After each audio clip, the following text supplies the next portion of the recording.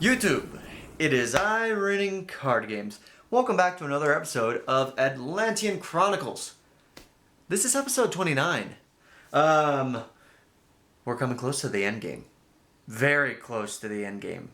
In fact, hint hint wink wink, episode 30.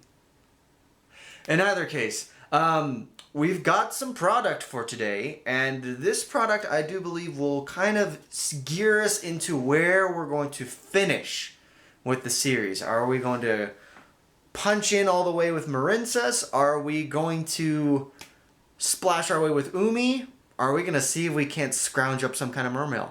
Honestly, this is a very interesting point where I can kind of see, well, okay, X deck has a stronger starting board and can basically put up a much more difficult board presence to deal with.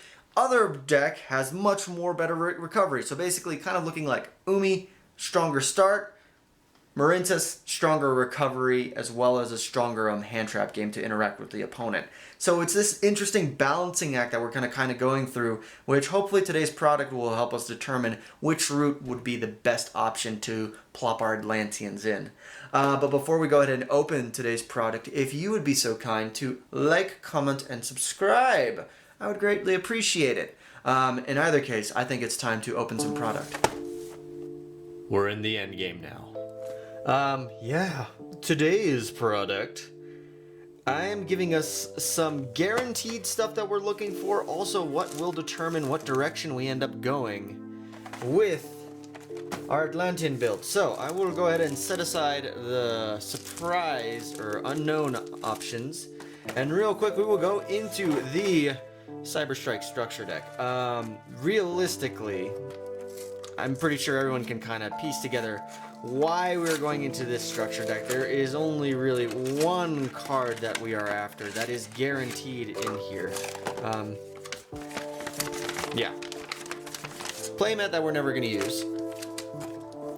Box that we're never going to use. Plastic that we're never going to use. But tab, I will go ahead and... Oops, I think I pulled it off a little too quickly. Yeah, I did. Oh, no. There we go. Anyway, yeah, realistically, we're not in it for this. Dawn of Majesty, that's a throwback. Not that much of a throwback, but you know what I mean.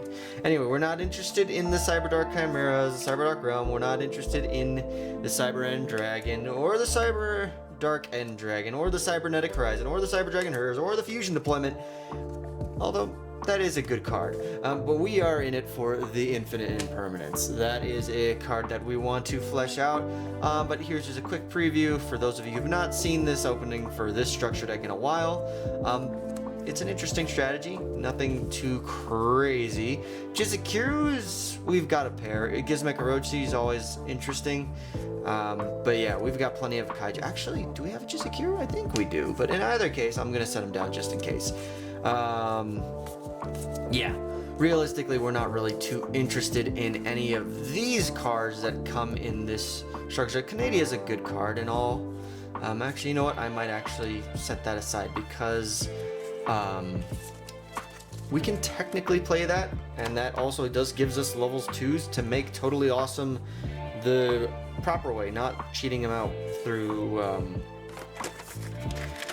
Bahamut Shark. So you know what, actually, Canadia, if we're going first, I can set 2. That is actually a viable option, so I'm not going to rule that out.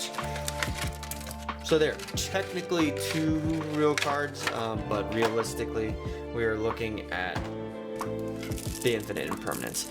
More so leaning towards if we go the Marincess route. Where's the tab? Where's the tab? Where's the tab? Oh my god, tab, there we go. Barely a tab. But yeah, if we go the Marincess route, then... Oh, jeez. There we go. If we go the Marincess route, that does gives us a little bit more hand trap options, or just going first, going second. Imperm is just a good card in general. So now we have a full play set of Imperm, and we have also a couple of Paleozoic Canadia if we want to go that route. Yeah, I guess I'll just set aside, as I normally do, random ultras, supers, bunch of commons off to the side. I guess we should be kind and do the same thing for everything else as well. So, supers, ultras. Alright, now we go into Legendary Duelists. Duels from the deep. Let's see how we go. Number C101, Marince's Sleepy Maiden is our rare. And then, yeah. Oh! Yeah, super that we're not going to play. Nash Knight.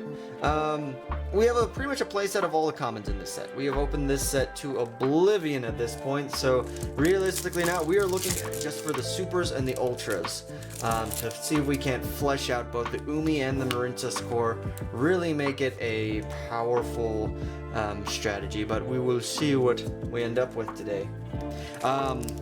In terms of what we're looking for from the Umi side of things, I would like to see a little more electric jellyfish. That would be a really nice way to kind of, you know, just have that just good opening / extender. Another fish sonar also for consistency's sake would be a really... Double, okay. Yeah, that works. Just for consistency's sake, also just having an extra fish sonar would be nice.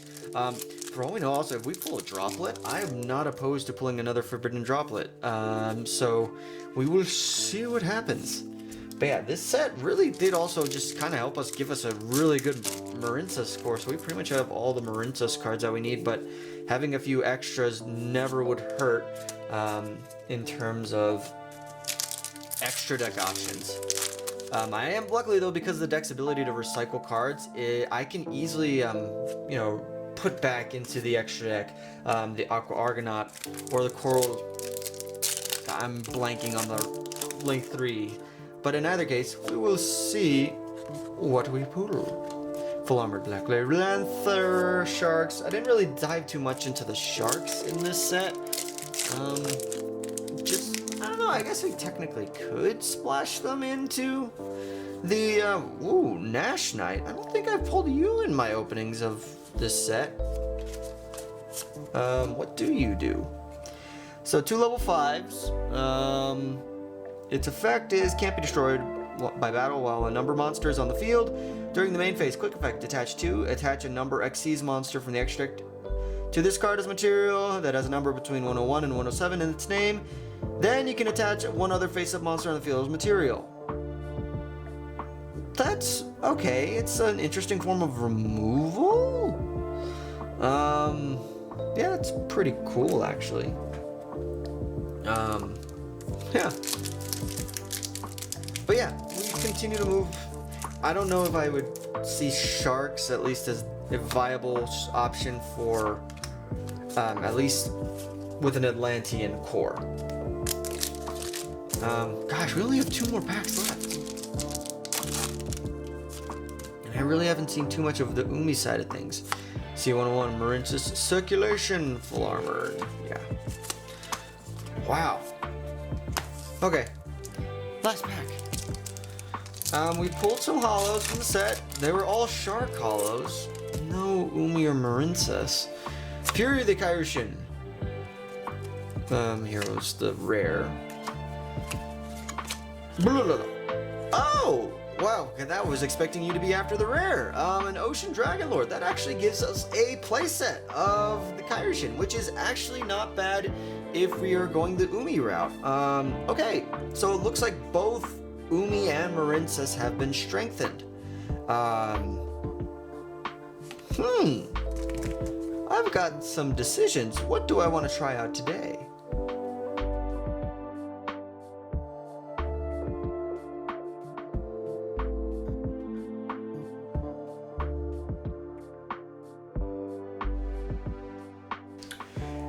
So as you've seen with the product, we opened, obviously the guaranteed infinite imperms will be really handy for both strategies no matter what we choose.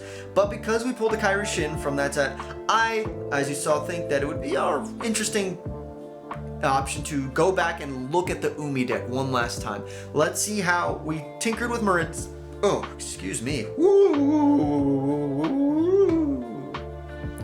From beginning. Alright, so as you've seen, we are going back to Umi. Pulling that Kairi Shin, I feel like we could maybe give Umi another look, see how it plans out. And if either case, we do have the 2 infinite imperms that we added to the collection, making us have a full playset, so we can always fall back on the Marincess if we feel like that would be the better strategy. But I think we should give Umi its due. It is the ocean, Atlanteans live in the ocean, so we'll see how it goes, and yeah, hope for the best. Alrighty, so for match number 1, we are going against Red Dragon Oxfind. We get hit by not 1, not 2, but 3 hand traps, so we only unfortunately end on a Water Charmer. But I do have an Ash Blossom in hand, which does prevent my opponent from bringing out all the plethora of Bane, Abyss, and all the other Red Dragon Archfiend monsters. And luckily they don't have any follow-up, with the exception of that 1 trap, which doesn't really do too much in terms of just a pop, which I can dance around, luckily, as he hits the Deep Sea Diva, which means now I can punch for a bunch of damage, with Megalo punching twice, getting him down to 600 life points. I then switch engines and go into the Umi setup, where I have a monster spell negate, I have the Gozen match lock with Kairi Shin. I'm feeling pretty confident. Unfortunately, my opponent is very cleverly able to bring back the Scarlet Dragon Archery. I can protect my Kairi Shin by banishing it away and re-establish my lock, but unfortunately it isn't quite enough. I don't have a way to beat over this 3k Synchro Beat Stick. So unfortunately lose match number 1. However, this time around we're going up, and I have at least a Gozen match lock, and I get hit by the Evenly match. Once again, they run up through the Red Dragon Rising line, and I hit them with the Ash once again, stopping them. I don't know why, but yeah, I was expecting a little bit more, but in either case, I'm able to clear this time the Red Dragon Archfiend, and we go to game number 3. Now, game number 3, they're going first. I have Nub Nub Rock in my hand, and if that doesn't work, I also have Evenly matched. So, in either way, I'm clearing this board somehow, and I don't want to see that red Supernova Dragon hit field, and they scoop. We go to match number 2. We're going up against Labyrinth. I hate this deck. I really, really do. Fortunately, I do have the Ash Blossom for the Welcome Labyrinth, so I'm able to prevent any shenanigans from coming out from the deck to the field, and I am able to clear the field, establish a lethal line by starting to spam the field. They scoop. We go to game number 2. Game number 2, luckily that Ash comes in clutch, and Harpy's Feather Duster. You've got to love it. Interestingly enough, my opponent also kind of bricked with their Infernoid engine, so we will happily take that match. Going on to the final match for today, we're going back against Labyrinth. Let's really seal in the deal. However, this time my opponent is opened much better, and although I am able to stop the plays with the Ash Blossom in hand, I bring out my Megalo, which hopefully should be able to sink in some damage, as well as get my Deep Sea Diva plays live. I unfortunately get to lose my Prince, so I can't really plus off of all that extra value, and I lose my Megalo, and now I am in a losing position. Very, very unfortunate, and it does not look like I will have the recovery with only a set Ash Blossom, which is doing me no favors. We scoop up, we go to game number 2. I open terribly. Literally all I can end on is a Megalo with a Monster Negate and an Ash Blossom. It's a terrible end board. It easily gets cleared by Lightning Storm, and now I just have a Dead Abyss Megalo in hand, which doesn't search anything, and drawing an Abyss Shark does not help me, so unfortunately we lose the last match. We do end on a positive record. We have a hit and miss versus Labyrinth, but all in all, the deck is looking solid. It can quickly switch between Atlantean and Umi, and I think it's looking promising for the finale, so we'll see what happens. And that is going to do it for the duels. Now, we face the end game question as we approach episode 30, episode 30, the finale. Are we going to be going with the Umi route? Or are we going to be going Marincess? Or are we going to concoct some other gigantic water monstrosity? And that's kind of the cool thing about Atlanteans, is I have so many options that I can go into, see what works, what doesn't work, and piece together a fun hopefully winning strategy. So now I want to hear from all of you down in the comments. What did you think of the option that we went with today? What do you think about the Marincess build? What do you hope which deck I would lean into for the finale. Let's generate the conversation down below. But as always, thank you so much for joining in, and I will catch you in the finale of Atlantean Chronicles. I'm out of here.